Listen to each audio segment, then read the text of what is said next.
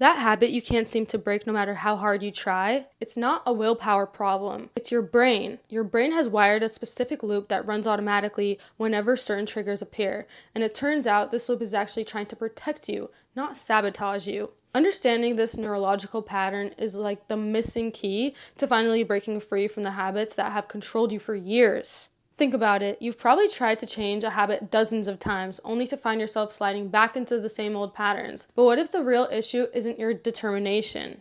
What if your brain is just doing exactly what it was designed to do, creating shortcuts to behaviors that once served you? This is where the magic happens, when you stop beating yourself up and start getting curious about what actually happens under the hood.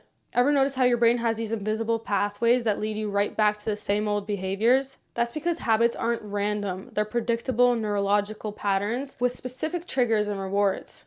Scientists have mapped out these patterns, showing us exactly how habits form, and more importantly, how they can be rewired. The power isn't in fighting harder against your habits, it's in understanding them with compassion and redirecting them with intention. This shift in perspective changes everything about how we approach personal change. Instead of white-knuckling your way through willpower challenges, you can become a detective in your own life, noticing patterns, questioning assumptions, and experimenting with new responses.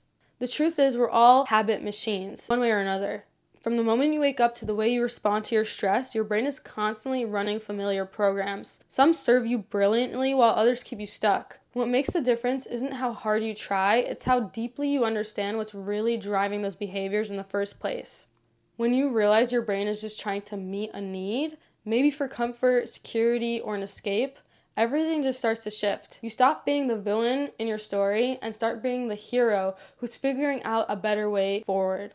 This isn't just about changing habits, it's about transforming your relationship with yourself. It's about moving from frustration to fascination with your own patterns. And that's where real lasting change begins. Not with more discipline, but with more insight. Behind every stubborn habit is a need your brain thinks only that behavior can meet. The question is, what would happen if you honored that need but transformed the response?